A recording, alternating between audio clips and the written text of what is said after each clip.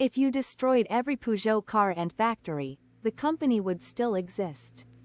How? The answer lies not in the steel and rubber of the physical world, but in a strange, invisible force that governs our entire lives.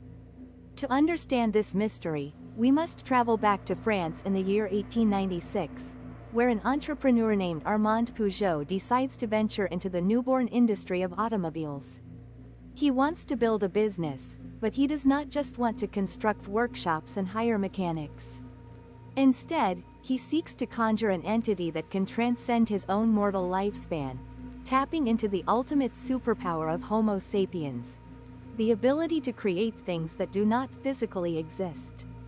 Armand Peugeot creates his company not by forging metal, but by performing a solemn legal ritual.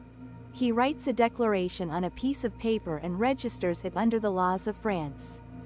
Fast forward to the modern day, where the Peugeot brand is a global giant represented by a proud lion symbol, with thousands of factories, showrooms, and offices spanning the earth. Yet, if a sudden catastrophe strikes and scraps every single Peugeot car on the planet, the company itself remains entirely unharmed.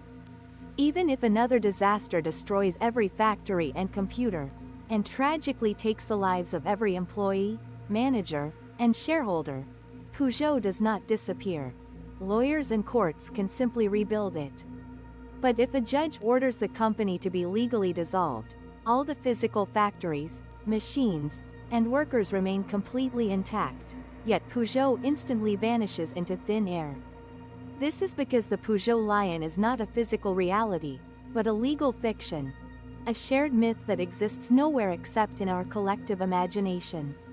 It is this unique capacity to believe in imaginary entities that allows millions of complete strangers to cooperate peacefully, build vast empires, and organize global trade.